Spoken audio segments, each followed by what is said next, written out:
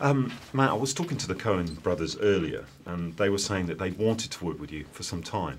Had you wanted to work with them for some time? Yeah, forever. I mean, I met Joel in 1994.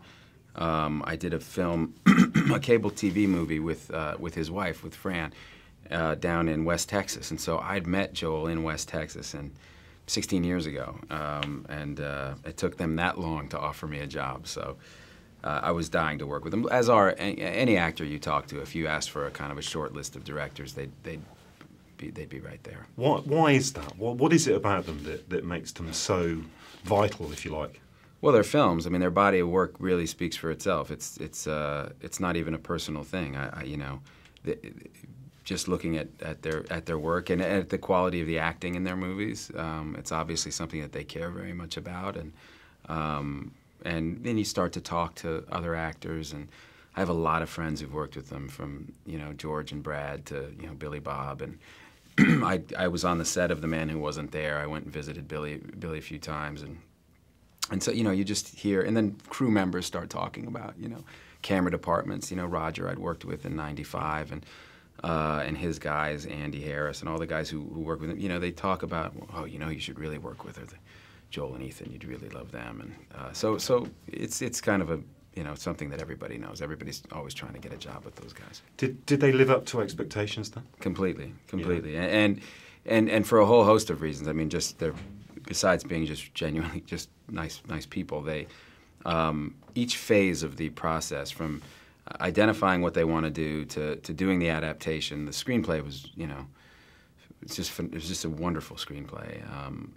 It's a great adaptation, and so from that kind of phase to then they sent us all storyboards where we could literally open this giant book and look at the shot design of the film and basically look at the movie in cartoon form before you go and make it. So you've got all of this information before you even enter into the process of production, and then within production they have an incredible flexibility in terms of being available to good ideas that happen in the moment, and so it's just that kind of combination really means that they've got total mastery of the process of directing. And then obviously there's the whole post-production part, which we actors aren't a part of, but that's a whole other phase that they're obviously just at the very highest level, and they're pretty great editors. Yeah.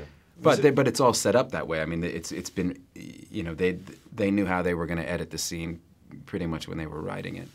So, was it fun building that character? He's a great character, isn't he? Great character, and it was a lot of fun. And in fact, we having worked with Tommy Lee Jones in 1994, Tommy Lee directed this movie that Fran and I did together. And that's where Joel and I met, and Joel and Ethan subsequently worked with Tommy Lee, obviously, to incredible effect in No Country for Old Men.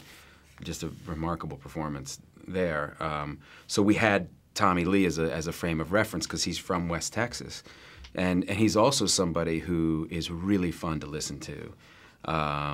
He knows a lot about a lot, and there's something of the English teacher in him. Like he's, you can ask him, an obscure question, and he enjoys, he enjoys knowing what he knows, And so, and so we kind of riffed on that and said, well, what if the character had a similar, it's not an exact, but kind of a similar presentation, but just didn't have anything to say.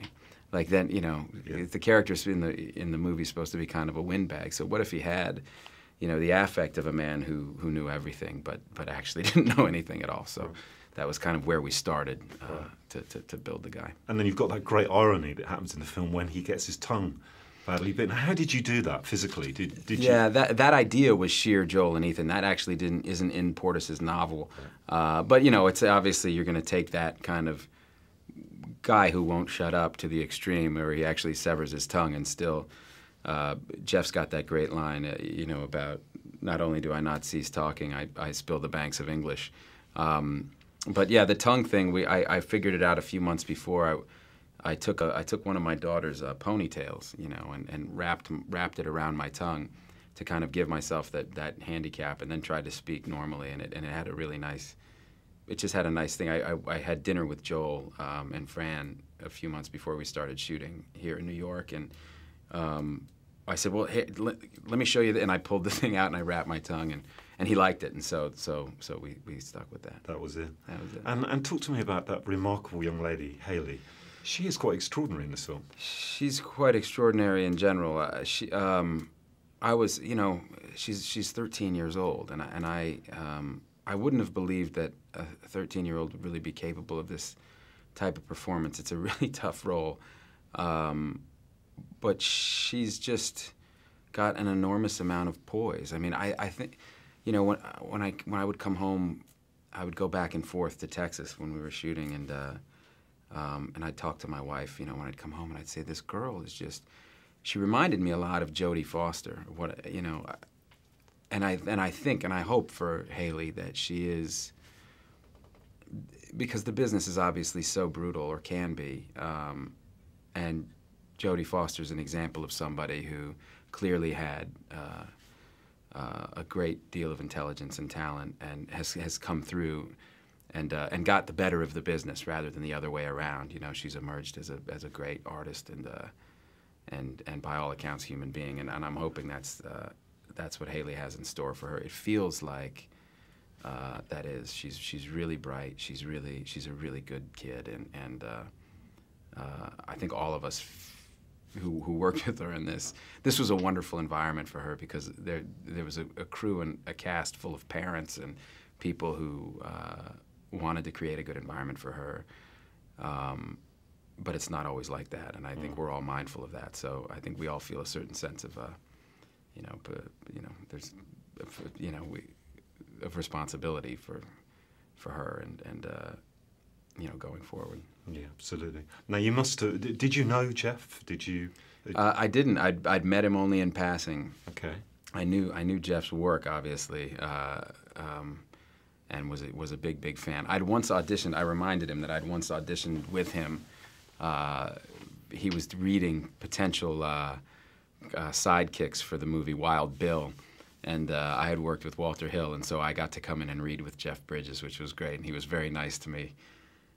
He, of course, didn't remember, because he probably read with 100 guys, but right. But that was my one kind of Jeff Bridges encounter. So it was great to work with Jeff and to see him. I feel like a lot of actors can approach their work out of a place of darkness and out of a place of, and I think that's a very effective way to do it, and a lot of great performances have been created that way. But I think there are other actors who come predominantly out of a place of joy, and that to me is Jeff. And the environment is just joyful when he's working. It's just we had a lot of fun. I laughed a lot.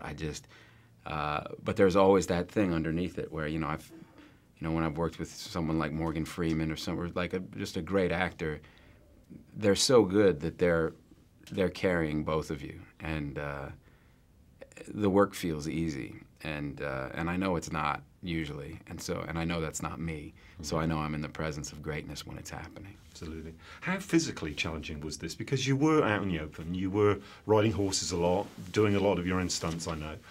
What was that like?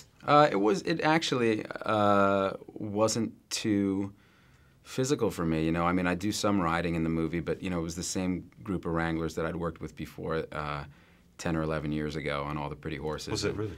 Yeah, and so the horses were new. That my old horses from that one had been retired, but these horses were just as well trained as those. And I think for Jeff and me, we'd each thrown our backs out, so that was our big concern going in. Like, are our backs going to survive all this riding? But it turned out to be pretty easy. You made it through. We made it through.